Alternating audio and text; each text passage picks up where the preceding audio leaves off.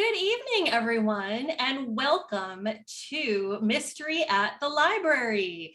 I'm Rebecca Vanook, the Executive Director of Library Reads, and I think this evening we actually have some folks who have not joined us at our previous sessions before, so I want to take the briefest amount of time to tell you, please go check out our website, which is www.libraryreads.org, and you can find out all about us. You can find out all the top 10 lists that we do every month of the books that are most anticipated by library staff members across the United States. You can find out about the different events that we do and continuing education for library staff. So please check us out. That's libraryreads.org. So this is the 13th installment of the Mystery at the Library Book Club series, brought to you by Sourcebooks and Baker and Taylor. Thanks a latte for joining us tonight. You're going to hear a lot of those food puns. We are streaming tonight not only on Zoom, but also on Facebook Live. So welcome to those of you who have joined us just now on Facebook. I'm very excited to share the screen tonight with three cozy mystery authors. We have national bestselling author Dana Mentink, USA Today bestselling author Catherine Bruns, and bestselling author Carrie Doyle. But before I get into introducing them, I do have our usual housekeeping things to share. If you have questions for our excellent authors this evening, please use the Google form that will be linked in the chat box. There is that chat box, and we want you to feel free to use that to say hi to one another, say hi to our authors, have a good time. But just so that we can make sure we don't miss anything that's happening as that chat rapidly goes past, go ahead and do your actual Q&A questions in the Google form. That link's going to go up in just a second. And then I'll make sure that we have all those collected and ready for the second half of our program. Our authors, so I was going to say, do not forget to submit questions for us. When you ask a question or participate in our activity poll that happens about halfway through, you'll be entered to win a fabulous mystery book bundle from our friends at Sourcebooks. We'll announce the winners at the conclusion of the event. So let's cut to the cheese with some background on our authors. Dana Mentink is a Publishers Weekly and national best-selling author. She has been honored to win 2 Carroll Awards, a Holt Medallion, and a Reviewer's Choice Award. She's authored more than 40 books to date in both the Christian and mainstream markets, with Harlequin's Love-Inspired Suspense, Harvest House, Harlequin Heartwarming, and Barber Books. The Shake Shop Mysteries is her first general market cozy series. Catherine Bruns is the USA Today bestselling author of Cookies and Chance and The Italian Chef Mysteries. Her books have won the Daphne du Maurier and Roan Awards. She lives in New York with her very patient husband, 3 sons, and several spoiled pets. I bet we've got some people here who can relate. Catherine has a BA in English and is a former newspaper reporter and press release writer. And Carrie Doyle is a best-selling author who has published 14 books, including The Trouble in Paradise and Hampton's Murder Mystery Cozy series. She was the founding editor-in-chief of the Russian edition of Marie Claire magazine and has been a magazine contributor and screenwriter for many years. Her first film premiered at the Sundance Film Festival. Carrie currently splits her time between New York City and East Hampton with her husband and 2 sons. Thank you guys so much for joining this. Are you ready to get started? Yes. So, as everyone can tell by my excessive use of puns, I promise that there's only a couple more coming up for the rest of the hour. But food puns, right? Food puns are a trademark of cozy mystery stories. So I would love to hear a little bit about how each of you got into the cozy genre and what made you want to start writing in it. Dana, would you mind starting us off? I would love to. Well, back in the day, many, many decades ago, which we won't say how many, as a grade schooler, I was pretty sure that I was like Nancy Drew's secret twin sister, Nancy Drew. So I would like, sneak all over town measuring footprints and stuff like that, ridiculous. So I was always super mystery driven. And you know what? I have this theory that if you want to be scared with gory, horrible stuff, you can just watch the news. So that's why I particularly like cozy, because it's, kind of neat murder, right? There's no horrible, terrible things. And, I like cozy too because I am a little tiny bit of a cornball, a little bit silly. I think that Just comes a from little my bit. elementary school background. Yes, I used to be a teacher for years and years. Uh, So, you can squeeze humor. I also write suspense, and you can't be like funny in that. People don't want that. So that's why I particularly like cozy. awesome, awesome. Carrie, how about you? Well, I actually didn't know anything about the genre cozy mystery until I actually wrote my first book, Death on Windmill Way, which is the first book of the Hamptons Murder Mystery series. I just wanted to write a book. I live in East Hampton, and I wanted to write a book about an inn and about an innkeeper and have, the characters that show up in each book. And when I brought it to my agent, she said, well, this is a cozy mystery. And I said, well, what is that? And so she told me, and I did a lot of investigation on that. And it's funny because they credit Agatha Christie really for starting the whole Mm, cozy mystery theme. But then her mhm. grandson, who's the executor of her estate, says, I don't like how you call it a cozy. Like, murder's not cozy, no matter how you do it.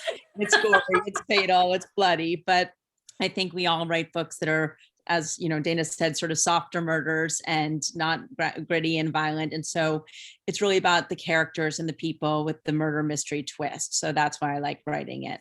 Yes. When it happens off screen, it's a little easier to take, right? Right. Yes, no All slasher. right. And Catherine, tell us about you and your cozy dreams.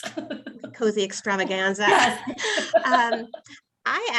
My story is a little bit similar to Carrie's. I didn't know what a cozy was at first either.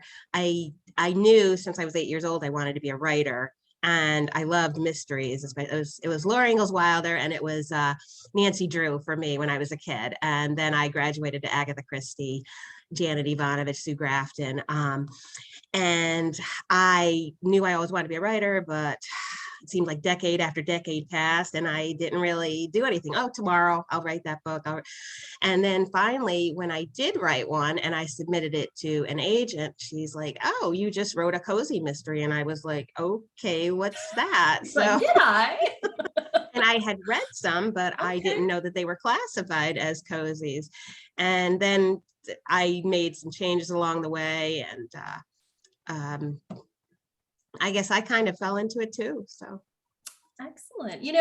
I think that many of the folks with us tonight, I know we've got some book club members, but many of them are library people. And one of the things we like to do in the library is be able to categorize things to make them easy to find, right? So when we say, when someone says, oh, that's a cozy, we can automatically, picture the covers and we can picture what's happening.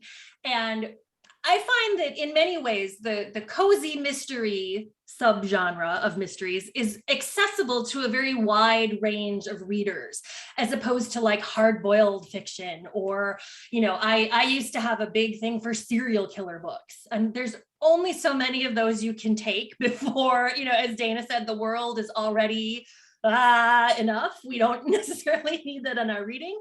And I think what's the most exciting part about a cozy mystery is, yes, that murder is happening, or that mystery, it's not always a murder, maybe it's thievery or whatever, some kind of intrigue, but that's not always the focus of the story. You guys fill these things with great characters. It's often small towns and kind of all those quirky people that fit into those small towns. And so myself as a reader, I love characters. I especially love characters that I can relate to, or, wanting to live in that kind of small town. So those sort of tend to be an essential element. So what to you also are some of the essentials for a cozy mystery? For example, so coming back to Dana again, I promise I won't always ask you first, but I see you've got your shake is staring there right at me. So tell me, I would love to find out from you guys, the thread that holds your series together. What do you think is essential in your, so give us a little bit about, here's my favorite series that I write, and here's the thread in it. I'd love to hear a little bit about what your essentials for a cozy are. Well, I personally really favor the amateur sleuth, because I think if the cops are lovely too and that kind of thing, but they get an advantage, right? Like they already know how to do stuff and call people and they have resources. But I think it's so interesting when you got nothing, you're just like this regular person and you you have literally no skills, right? So it's just super fun to see what happens when you put a regular person in a terrible situation and see what happens. I think for readers, that also is important too. It makes them feel it's a better connection they can have with some of those characters. The problem that I find with that is you have to give a reason why the police can't solve it. Right. Like in the real world, we're not going to do it. We're going to call 911 and they're going to fix it. So you have to give a compelling reason why. Yes, right. Yeah, I don't like it when it's always that the cops are not, not helpful. Right. They don't need to be bumbling their job. I don't think that's realistic all the time. No. So, anyway. That's a really great answer. Carrie, how about you? Well, definitely the amateur sleuth is the genre, and especially it saves, because as a writer, I'm a little lazy. So having an amateur sleuth saved me from really researching a deep dive of what a police officer should do. That's great. So, you don't have to get the details. Yeah, I mean, when I started to write the series, I met with a cop and I was like, okay, I'll just take a few of these notes and then she'll just be, a novice. But, and also the quirky side, the characters, it's, for me, I hear a lot people say, I want to get back in my latest series, the Trouble in Paradise series. They're like, I want to see this character again. And it's the side character that they really like, the best friend, or there's always a skeptic. There's someone who's helpful. There's someone who's, the grandmotherly type, the reassuring type. So it's all these people. And then, those are for me, the easiest ones to write, the ones that I feel like my body's possessed and someone writes through me and I write that side character. They're sort of a peripheral character, but they just are so distinct. So that's why I think it's, it can be really fun to write those characters and they're essential for the books. Excellent. And Catherine, how about you? For me, first of all, I can't pick like a favorite series of mine. I currently write 4 different ones. So, but I would say definitely a sense of family is present in all of my books. Very strong. Also, it's the characters, of course, small town, or it doesn't have to be a small town, but have a small town feel to the book. And also, I would say the friendships. Usually, I guess in most cozy mysteries, it's the main character and her best friend. For example, in my Italian chef mysteries, the main character, Tessa, her best friend is actually her cousin. And I think those help to shape them too. And in mine, I know my other series, my cookie series, has a lot more humor. It still has a sense of family, but the Italian chef series is a little more serious. And I think that the sense of family is present in both, and it has a lot of heart to it. I like mystery cozies with heart. It's my preference. Oh, and an animal. I think that there has to be a cat or a dog or an iguana, I don't know, whatever, just not an animal there as a backdrop, so to speak, a pet that will play some important part in the story. So like Tessa has a cat named Luigi, and he actually kind of helps solve the murder in Penny Dreadful. So realistically speaking. I think that's also another thing that readers really appreciate is it gives your series some continuity. They know, they get to become familiar with the locales that you've set these in, and they get to know that sense of family or those characters in that town. And I know that that's really what keeps people coming back for more, is when they want to be in that place. So that's really great. Thanks for sharing that with us. So cozy mysteries, okay, that is a subgenre of mysteries, but we could break cozy mysteries down even further into different themes. So we've got your baking books, your sewing and knitting circles. Those were really, really hot for a while when that became a real thing in real life that everybody wanted to do. They also wanted to read about it. So I remember in the quilting and all of that. Magical cat cozies and all kinds of animal stuff, food cozies. So that is that's the theme we've got tonight, is food cozies. In case people couldn't tell by my magical puns there. So you guys all have, as part of your vast repertoire that you have written, you have some food themes, but is there a different theme that you would like to maybe try and write one day? Or is there something that you want to maybe stay away from? Like, oh my gosh, I could never write about XYZ because I just don't care for that, or I don't know enough about it, or tell us a little bit about that. And Catherine, I'm going to make you go first this time. Okay, so when you Since say you have 2 food, so tell us what else. Yeah. I actually have 3 food Okay. series, but the Cookies and Chance and the Italian Chef are the ones I'm still currently writing. Mhm.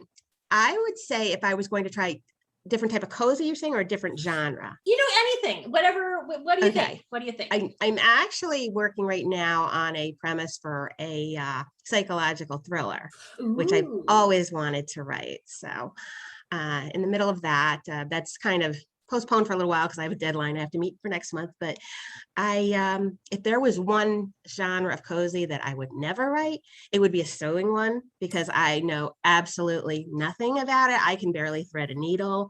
I remember this story, no joke. My eldest son was in kindergarten, and his teacher called me up one day. And she said, Philip's really upset. He tore his shirt. And I said to him, don't worry, mom can fix it. And he goes to her, no, she can't. It was right under the bus. Totally embarrassing, because the teacher was like offering. She's like, I could sew it if you want. And I was like, oh my God. That's how bad I really am. I know nothing about it. I tried once, but my husband's a much better sewer than me. So definitely stay away from those. I like to read them though. And that I think is one of the things that people who do crafts especially and know them, like they would pick out that you don't know what you're talking about. Like Absolutely. Those would be the folks that you'd get the angry letters from that said, in chapter 13 you had her do a whip stitch when that's impossible on that kind of four square. And you'll definitely get called out. Yes. So okay, so no sewing mysteries for Catherine. Carrie, how about you? Well, both of my mystery series, the Hamptons Murder Mystery Series and Trouble in Paradise, are sort of 2 sides of me. So in the Hamptons Murder Mystery Series, it's about a restaurateur, innkeeper in East Hampton. And when I was in college, I worked at a store called the Barefoot Contessa, owned by Ina Garten. So my character there is loosely based on her and my experience there. She was lovely, by the way. Everybody asked. She's exactly how you want her to be in real life. Awesome to hear. Yeah. And then my new series, the Trouble in Paradise, is about a character who was a magazine editor, and the world of magazines is like slowly shutting down, as we know. And I was a magazine editor, and I continued on as writing a lot of profiles. And then that sort of stopped because these magazines are closing. So that's what she confronts, and has to go start a new career in the travel industry. So I would say if I did another, I also write YA and other books, but if I was to do another cozy series, I might do, I don't know if it would be of interest, but I do play a lot of tennis and golf. And I'd always thought maybe a golf or tennis mystery could be kind of interesting, just because, like Catherine said, I don't know anything about sewing, but I do know about tennis and golf. And so I think that could be kind of intriguing to have some sort of murders there. So I think that you are on the right track with that. I think sports themed is something we don't have enough of. So let's get some of those in there. All right. Excellent. Dana, how about you? Well, as I said, I spent a lot of time as an elementary school teacher, recently retired. So I thought, oh, I know a lot about that, like seriously more than I should know about that. I could write a really great series, but then I thought, you know what? I don't ever want to mix elementary school teaching and dead people, like murder, because they shouldn't mix. Although I'm sure there's some people out there who wrote great series that I don't want to offend anybody. However, for me personally, I'm probably not going to write the elementary school teacher sleuth. Plus, if you're an elementary school teacher, and I'm sure some of you are out there who are watching this, you don't have time to solve a mystery. You're teaching in person. You're teaching online. You bring your work home with you. You have like barely two minutes on the weekend, so forget it. You're not going to be an elementary school sleuth. All right. So no elementary school mysteries. Got it. All right. That sounds good to me. So cozies are known for having vivid cozy hometown settings often. How do you guys decide on where to set your books, and where does the inspiration for that come from? I'm going to make Carrie go first on this one because we know she's told us already it's Hamptons and, you know, some of her actual work life world. So tell us a little bit more about how you did you just sit down one day and be like, gosh, this is my place. This is where I want this. I want to share it with people. I'm going to put this in my books. Tell us a little bit about that. Basically, yes. So the first few books that I wrote were actually set on the Upper East Side of New York. I wrote with a writing partner, and we had been screenwriters who we wrote them as screenplays, and they kept not getting made. And we said, why are they not getting made? And and they said, well, they're Upper East Side books. And someone said, well, you know, Devil Wears Prada got made into a movie. And they said, well, that was a book first. So we started turning our scripts into books. Okay. But then we sort of heard, oh, people don't want to read about the Upper East Side anymore, which never made sense to me because they still sell those books. So anyway, I thought, okay, well, I also know East Hampton really well.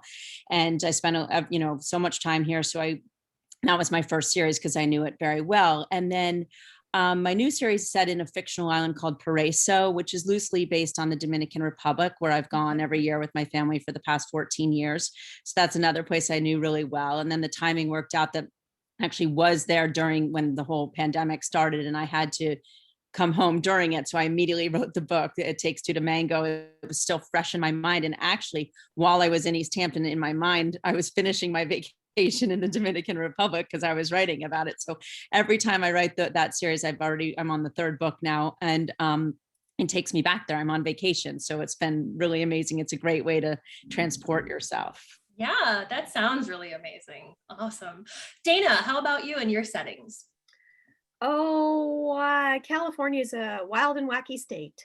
You know, we cover a lot of latitude, and it's a great place to find weird little settings, and the weirder the better, in my opinion. But we have beach, we have mountains, we have all that good stuff, so it just lends itself to a cozy. Though I have to say, Point of No Return was set in Oregon, not in California, but same thing, West Coast, all kinds of wackiness. All kinds of wacky, all that extra sunshine that you guys get. That must be it. Fry the brain cells a little bit. All right. And Catherine, how about you? For me, I would have to say that I like Carrie with the Hamptons. I like to set my books in places that I know well. And as we were talking about earlier, because if you don't know the place well, you're going to get called out on it. So, someone else will know it well. I usually, most of the time, I use fictional names for my towns, just in case. But I do have a specific setting in mind. 3 of my series take place in New York. I just varied it. One's upstate, one's Western New York, Buffalo. That's where the Cookies and Chance mysteries are set. And I've been out there several times with my family. And the Cindy York mysteries are upstate too. So as the Italian chef. But I have another series, the Aloha Lagoon. I'm one of multiple authors that write in that series. Although I don't plan on doing any more right now. But those are those are in Hawaii, set in Hawaii, and I've been there twice, and I felt that I had a good enough handle on it to write about that. And I mean, who doesn't love to write about Hawaii? I mean, it's just a gorgeous place. So I enjoyed that, but I have to be very familiar with the setting to have it work. I have a new series coming next year that's set in Vermont, and I've been there enough times that I'm hoping I can do it justice as well. So. Well, I think maybe you should consider writing more books in Hawaii and have your publisher send you there several times to make That's sure a very that good idea. Authentic. I mean, we really, I'm just thinking about the readers here. We want them to have the authentic experience. So actually, maybe the 3 of you could collaborate on and if you need a personal assistant, I mean, I'd be happy to volunteer for that. So just saying. I'm on board. Yeah. Okay, so I see we have some of our questions are coming in here for me already, which is wonderful. I love this. So I've got one that I actually want to ask that I think a couple people probably have put in the Q&A, but we'd like to know what is coming up next for each of you. What's the next project that you're working on that you're excited about? Carrie, can you tell us about or is it a secret? If it's a secret, you can tell us that too, but we like to know what you're working on next. I wish I could keep a secret, but I can't. My husband's even worse though. So I actually am, so I had a book that came out in April called The Murder Game, which is a YA murder mystery set at a boarding school. I went to boarding school, and actually one of my sons is at the boarding school. And I am writing with my other son, and I are turning it into we're trying to develop it into our own series. Because as I said, I had a screenwriting background. I had one movie that went to Sundance. Sorry, my dog loves Zoom, so he's joined in. Sorry. And so I had sold a lot of scripts to Showtime and Oxygen and Nickelodeon and Paramount, but nothing ever got made, which is why I started doing books. But I sort of want to get back to the screenwriting. So my son and I are developing it into a series, and hopefully, we can sell it. Ooh, that sounds really great. Yeah. Catherine, how about you? What's next up for you? Other than our fabulous Hawaii series that we're going to do. Other than that, as far as books coming out, I have my 11th book in the Cookies and Chance series. I don't have the actual print copies yet, but I'll show you the cover here. Ooh, the Halloween cover. It's Halloween Cozy. It's book number 11, comes out September 28th. Awesome. And then at the end of October, the third book in my Italian Chef series with Sourcebooks, The Enemy Gnocchi, comes out. And Christmas cozies are so much fun to write. Yes. We haven't even touched on holidays yet. I know, right? Right. And then, like I said, I have a new series coming with Sourcebooks next year, and it's going to be the Maple Syrup Farm Mysteries set in Vermont. So another culinary series. So Very good. I'm really excited about that. Very good. And Dana, how about you? What's next for you? Well, let's see. We just finished up the second Shake Shop mystery that comes out in May. Okay. And then there's a third. And then after that, this is the problem with having too many ideas. Besides all these great series ideas, but my agent and editor say, just pare it down. Just, focus and try not to go all over the place. So I don't know. I'm not sure. But I think it's better to have too many ideas than too few. But sometimes having too many is a problem too. I can see that. I can see that. But I definitely, I'm on your team that says it's easier to start with a whole bunch and then focus down than it is to try and expand. So I got you. All right, so last fun question for you guys before we get to our activity and then our awesome Q&A. Let's do, if you were magically transported into a cozy mystery of your own making, would you be the sleuth, the victim, the killer, or the quirky sidekick? I think everybody here would be like, Rebecca is the quirky sidekick. So what would you guys do?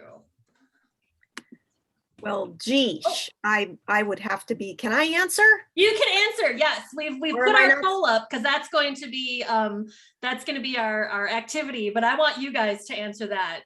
Well. Okay. Well, I was just going to got a little confused there for a minute. The quirky sidekick because I just this is my personality, and I probably couldn't solve the crime anyway. I mean, there's that too, right? Carrie, what do you think you would be? Well, my question is, do we think anyone's going to say the victim? I don't know. I think I'd make a lovely victim as well, possibly. I know.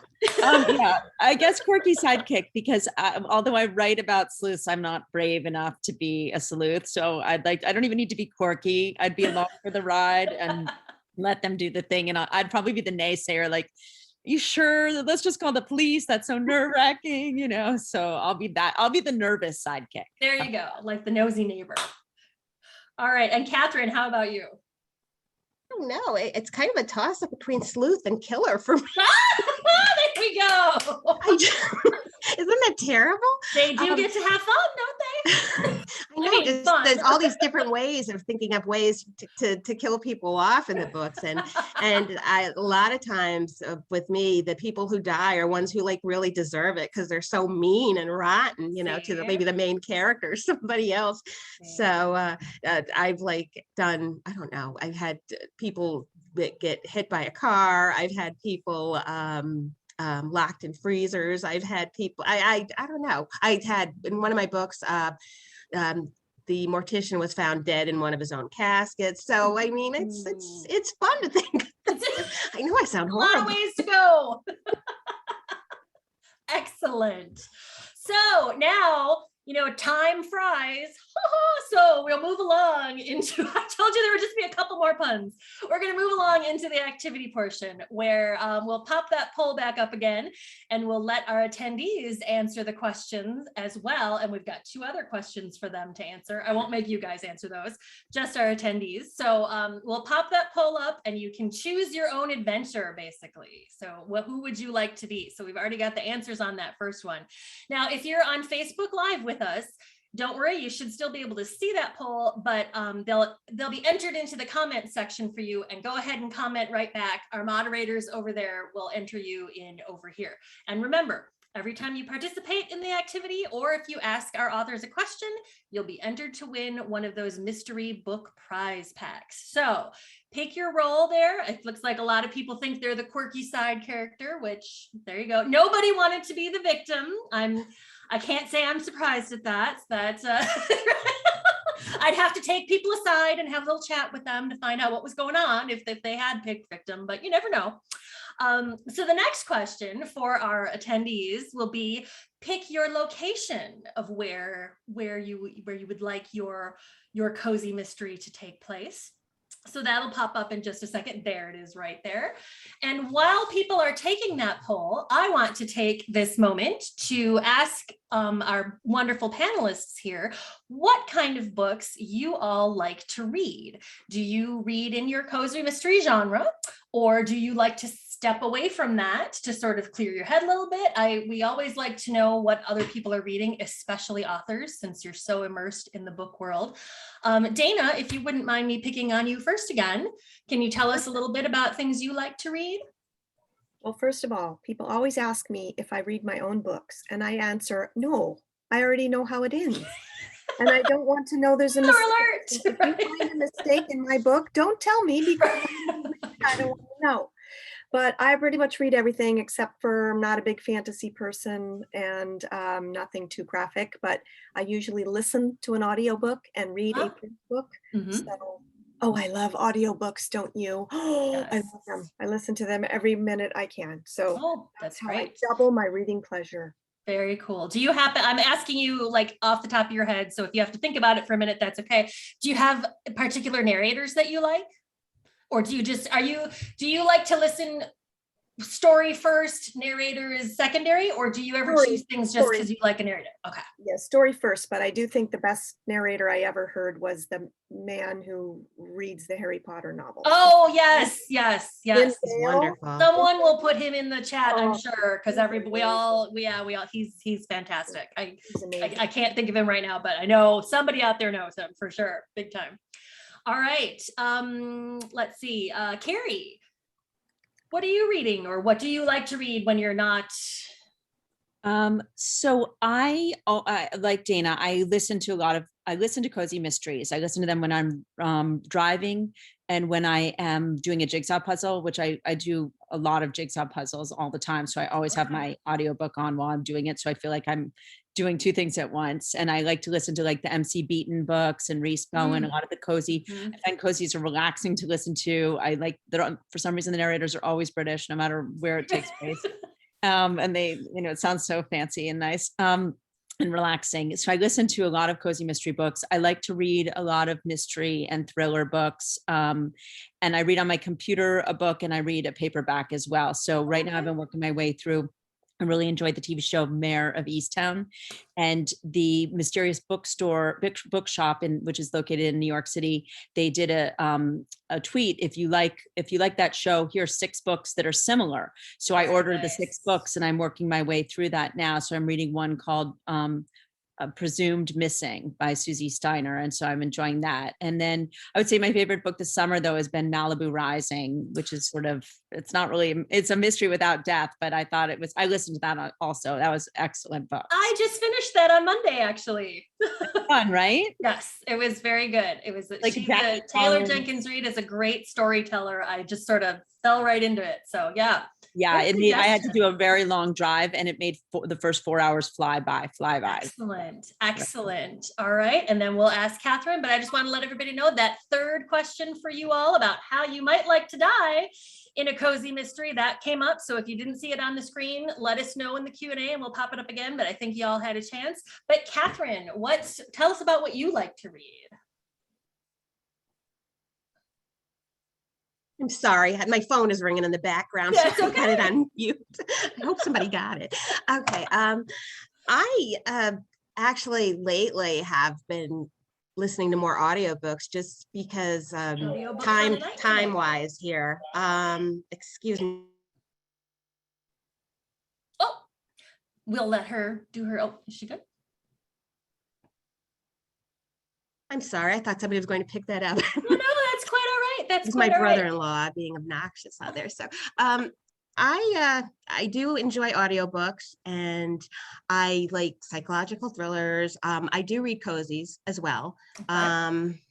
What else? I like some romance too once in a while. I like to read those. I have a day job, so like I said, the chance to actually read books is hard lately for me. So I do listen to a lot of audiobooks during the day, and I actually was reading Prairie Fires by Caroline Fraser about Laura Ingalls Wilder's life, and just absolutely loved it. So I'm a huge fan. So I'm just gonna close this out. All right. So yeah, definitely a lover of audiobooks too. Awesome. That sounds great. Sounds like all three of you, and a lot of our audience is also very into audiobooks, which is fantastic. That third question, so hopefully you can all see that on your screen now. We've got the pick your murder scene. Dun, dun, dun. Do you want to be stabbed by gardening shears in the hedge mage? Strangled by ribbon from a birthday present? That's probably how I'm going to end up going. Poisoned by clam chowder in the kitchen, or bludgeoned by an ice cream scooper in the town square. Choose your own adventure here. And Getting more ideas. Right? And you're like, I think we're going to be reading some of these stories pretty soon. Sounds like fun.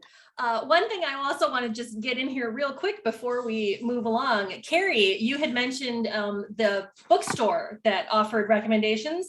A lot of libraries do that as well.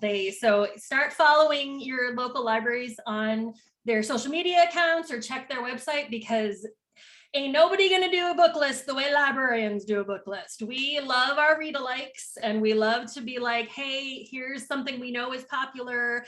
If you like this, you're also gonna like that. So definitely, it's always fun, especially when it's not compared to another book, like you said, a TV show that you enjoy, or popular movie that comes out.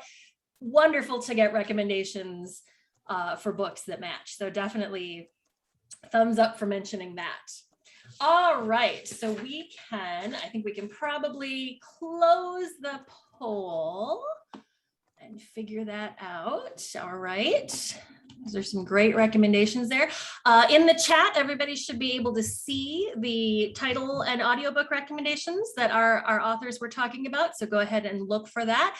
And then let's get into our audience Q&A. So we have several things here that I'm going to do for all of you. I have a couple things that we're going to pick out individually. Oh, there's our poll coming up here. So it looks like most people had said originally they wanted to be the quirky sidekick or the sleuth, definitely not the victim. And then they all want to visit a seaside town apparently in the off season. Or else a lavish estate in the holidays. I think that would be my choice as well. And then in a moment, our friends at Sourcebooks will pop up there we go, pick your murder scene. Oh, poisoned by clam chowder in the kitchen. Okay, that's probably the least painful out of all of those options, I guess. I don't know. I'm not, I haven't tried to kill anybody that way. But it sounds like that's probably the way to go. So thank you so much, Sourcebooks, for that poll. That's a lot of fun. All right, so this first question, I'm going to address it to all of you, and just I'll pick on you if I need to, but just start talking when you have an answer. So we have Janine, who says, cozies sometimes have physical comedy on the pages. How do you work those out? Do you act them out? Do you draw a scene ahead of time?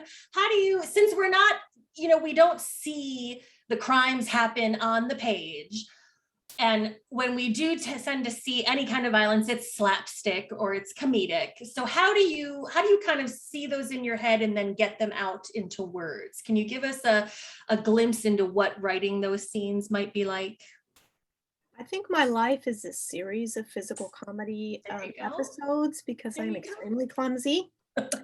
So, if it's going to fall down or break, I've probably already done it. I did have a friend, though, who wrote really spicy novels, if you know what I mean. And she used Barbie dolls to kind of see if things were physically possible. Interesting. Yeah. So there's a little tip if you're writing, something you need like to pose, get your Barbie dolls out and have a whirl. I see. Carrie or Catherine, do you have any advice on how you write those scenes? Not really for me. I mean, it's all sort of in the imagination, or past movies that I've seen something similar. So nothing, too extreme or anything. All right. I don't plot those much. I'm very much a pantser, so they just come to me while I'm writing. Got it. So returning to our theme of food mysteries, I have several questions here on the topic of food mysteries. So for example, I have Beth who says, when you're writing your culinary mysteries, do you find yourself getting hungry and have to stop for a food break? So give us the dish on that. Yes, I totally do. It's hard for me to write them. That's why it's best. A lot of times when I was writing my Hamptons, I would go to the New York Society Library and work there because there's a quiet room, no food, no drink, no nothing. Like you make what you breathe. They, people give you dirty looks. Everybody's a writer there, and so that would keep me away from the kitchen. Because when I write at home, it's like I get so hungry, I was writing about a chef, so I'd be like dodging in my kitchen and like eating everything while I'm writing. So better to be out of the house because yes, you become very hungry. Got it. Dana, Catherine, anything? I'm thinking of writing the celery and cottage cheese series next because Greek shakes not good for the waistline. Just gonna say that much. Understood. Catherine, how about you? Do you find yourself dreaming of fancy pasta dishes, or are you kind of like, no, I've written it, it's out of my system? What do you? Yeah, more like cake for me. Okay. So. All right. Yeah, it's for the Italian chef mysteries, Tessa's a gourmet chef, so that would just take too much time and effort for me. So got it. Understood. All right. On that food theme still, Laura would like to know if you include recipes in your books, do you test them out beforehand or do you get them from somewhere else? Tell us a little bit about how those make it into your books. Catherine, I see you're nodding. So okay. Yeah. Well, for me, I get them from very talented friends and family. A lot of them have been passed down. Nice. And if there is one, I trust their judgment. So I might not test theirs, but there are other ones that I find and I tinker with and I do test them out. Very good. Dana, how about you? Yes, I often get off track though. Surprise, surprise. I figured out, it's hard to make ice cream. It's complicated. So I thought, well, how could we do an easy way? And so we made a lot of effort to try again to make pickle jar ice cream. And it's not in the pickle jar, by the way. Well, it's not pickle flavored, it's in a pickle jar and you can just shake it. Shake it up. Have an ice cream maker. So that was fun, but my family did get a little tired of trying it out. Like, oh, here's a cherry flavored version. Let's try it. They're like, oh. We're done. But you gotta try it. You don't want angry people telling you that was like revolting, right? Yes. So if it's a new recipe, you gotta try it. All right. And Carrie, how about you? I don't have recipes in my Okay. book. I did participate. Sourcebooks did a cookbook this winter with some, or I think it was this winter with some authors, and we all submitted recipes, which I submitted some of my family's recipes and things that I cooked a lot. And so, yes, I tried them over and over. I love cooking. I cook as much as possible. I am a vegetarian. I have not had meat since 1980, but I cook it for my family. So Oh, they do say my you? chili's really good. And so, I'll take their word for it. So. Excellent. Excellent. All right. We have a question from Laura who would like to know, since you have so many different books, different series, how do you keep all of your characters and plot lines straight? And this is, we get a variation of this question every time, and I love it because we all want to know, inside the author's head, how do you keep things straight? Do you do an outline? Do you change things up as you write? We would love to hear that inside process. And especially when it comes to mysteries with these series, how do you make sure that you're not doubling back to something you've already talked about, or that you're introducing a character from one series into another one? So we'd love to hear more about series work. Catherine, would you mind starting us off on that? No, not at all. For me, I know that a lot of authors have Bibles, so to speak, where they keep their characters separate for each series. That sort of thing. I'm not that organized. So for me, I basically, a lot of it comes down to my main character. In each one, it's very different type, so to speak. I mean, Tessa's a recent widow in the Italian Chef series. Sally, when the series starts out with the Cookies and Chance, she is newly divorced. Who else do we have? We have Cindy in the Cindy York Mysteries, who is a middle-aged woman with a husband and family and is a real estate agent. So those help me to keep them a little different. I did do a recent crossover in one of my series, which was a lot of fun. And like I said, I really don't have a problem because each main character is different. I try to make the best friend, cousin, quirky character a little different in each one. So they all have their own unique personalities, and that helps me. Okay. All right. Carrie, how about you? Well, I like what Catherine said. I wish I had a Bible, and I'm not that organized. Basically, my characters, I've been writing these things for the series I've been writing the past few years, so I'm very familiar with these characters. They don't confuse me, but I do, when I go back, I open the document and do a word search to remember. What's harder for me is to remember what I've described about the house, about, the location, and to not just regurgitate the same description of something. So I've tried to sort of cut and paste some into a Bible, but I really need to just sit down and do that if I'm going to keep doing these series. But I don't get confused with characters at all. That said, if you gave me a book that I wrote 10 years ago from some of my earlier books that aren't series, you could read it to me and I'd be like, I do have no memory of writing that. Okay. Yeah. Okay. That's very interesting. See, this is the kind of tidbit stuff that we love to know about. Excellent. Thank you. And Dana, how about you and your characters? I have a lovely, nasty looking binder with lots of tabs. Okay. And I That's have your Bible. I have to confess that when in one of my suspense series, the boy in book 2, whose name was Ben, accidentally got changed to named of Charlie in book 3. And you wouldn't believe the mail I got about that. So you can't change people's eye color and you can't change their name. And if they're dead, you better remember that. Yes, then otherwise we venture out of cozy mystery territory into like either zombie fiction or fantasy fiction. Get a little cranky when you change the genre like that. Right? If you start bringing your characters back from the dead, then we're totally out of the cozy mystery genre altogether. That's just great. Thank you so much. All right, we're getting close to time here, so I want to make sure that I'm looking at all these questions here. So this is a question that's a good one. So Drew Ann asks, do you find it challenging to come up with clues or red herrings when you as the author know ultimately who the killer is? I'll give you a moment to think about that for a little, because it's a little, right? But I actually have not asked an author that yet, and I would love to know the answer. That yes, since you know how it's going to end, And especially in a cozy mystery where there's not a lot of, it's not action that you're throwing at people, it's clues sprinkled out here and there. Ooh, sprinkled, there's another pun. Do you find yourself having to be like, oh, can't give that away too early? Oh, that's too big of a clue. How do you sort of keep track of that for yourself? For me, my beta readers help a lot with that. Yes. They catch things like that. I'm so thankful for them.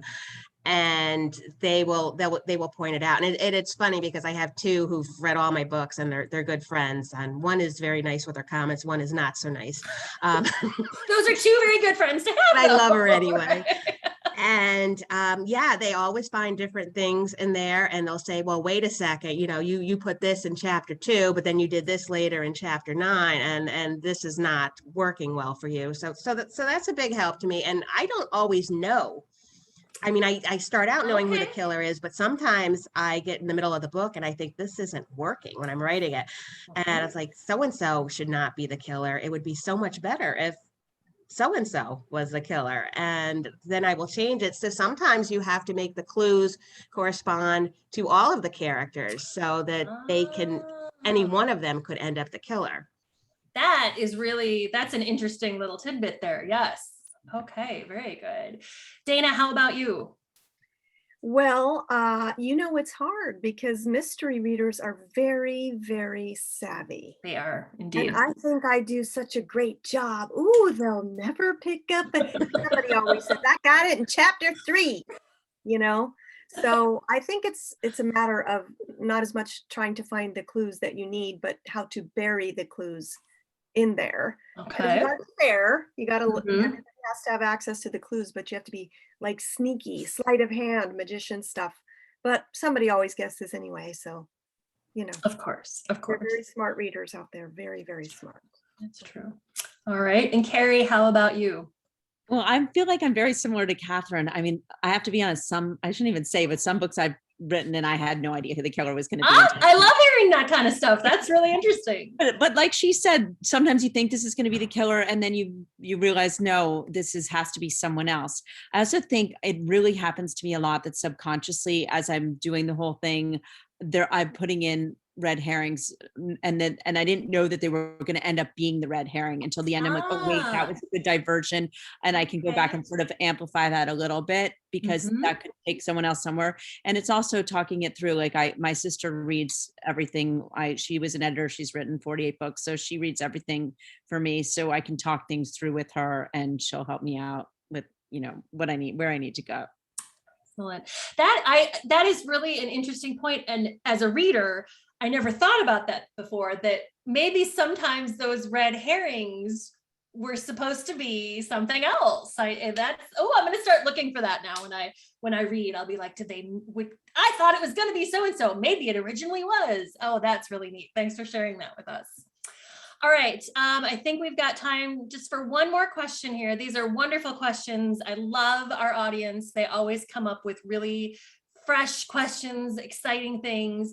I would like to know the answer to this one is too. Miriam asks, she would like to know if you guys think you will weave the COVID-19 pandemic into your upcoming books. I think that's an interesting one because some series and some genres definitely lend themselves to like of the moment and what's happening in the world right now.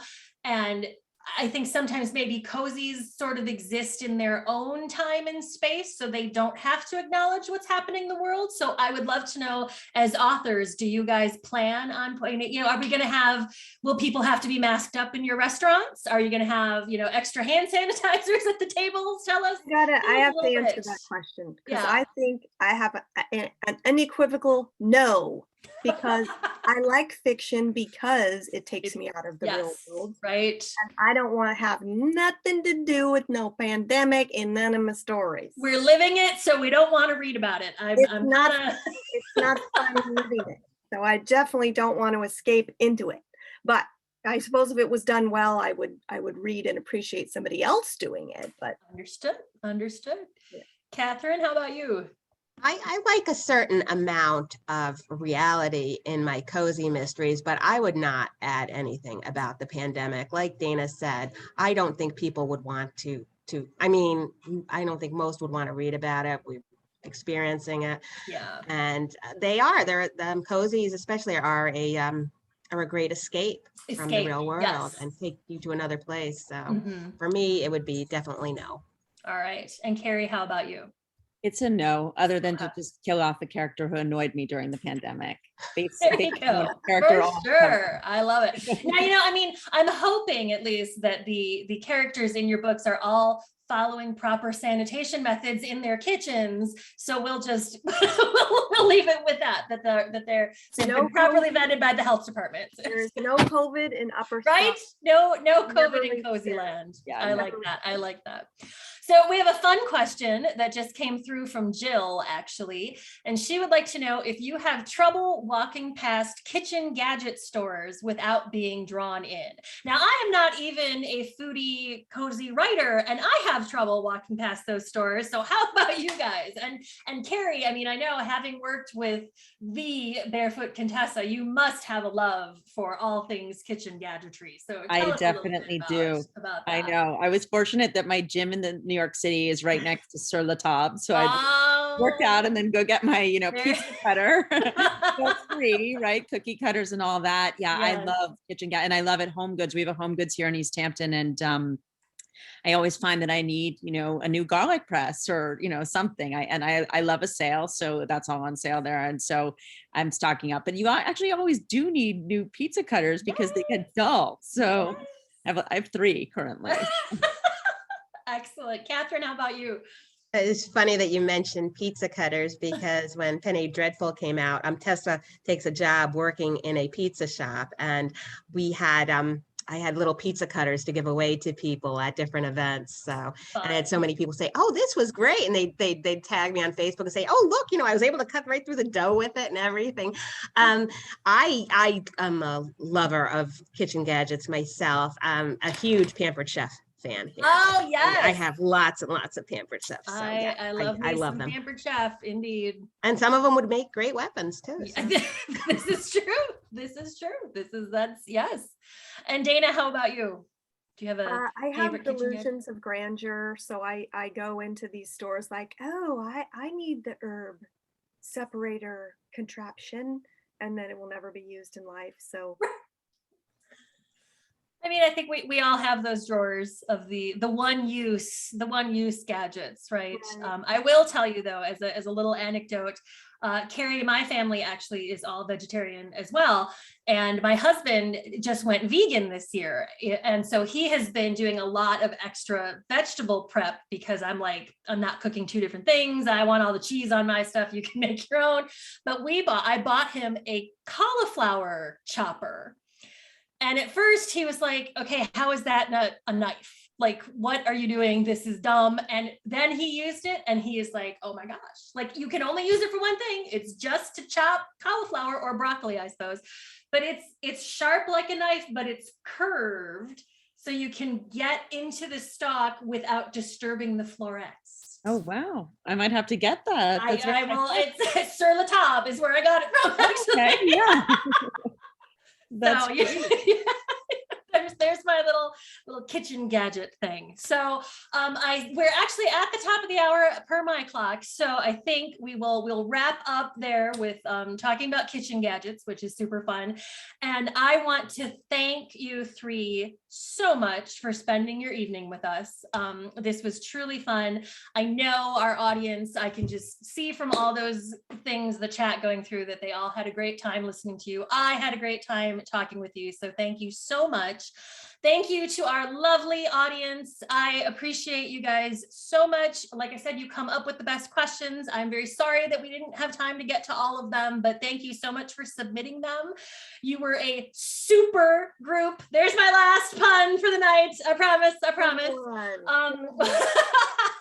Thank you. You were a wonderful host. Right? Yes, Oh, thank you so much. It was a lot of fun. Thanks. The lovely ladies at Sourcebooks have put the names of our book bundle mystery winners there in the chat. And all you need to do is send an email to Emily. She's put her email in the chat as well, Emily at Sourcebooks, and she will send you your prize. So thank you all again. Make sure to join us for next month's event. That is going to be Wednesday, September 29th at 7 p.m. Eastern. For a special event, Jonathan Santlofer, author of The Last Mona Lisa. He is actually, I'm going to see if we can get him to tell us how he got threats from the curator at the Louvre after writing his book, after the very real theft of the Mona Lisa and the present day underbelly of the art world. So we're going to move away from food into art mysteries. As a matter of fact, it turns out last week, August 21st, was the 110th anniversary of the theft of the Mona Lisa from the Louvre. So there's some trivia for you, if you're interested in hearing more about that. The registration information for that event is in the chat. Go ahead, find that and click on it before we say goodbye and the chat goes away. But thank you all again. Thank you, my wonderful panel. You have all been just a delight to talk to. I wish you so much success with your series. And thanks again to our audience for joining us. I hope everyone has a wonderful evening. Stay safe and happy reading.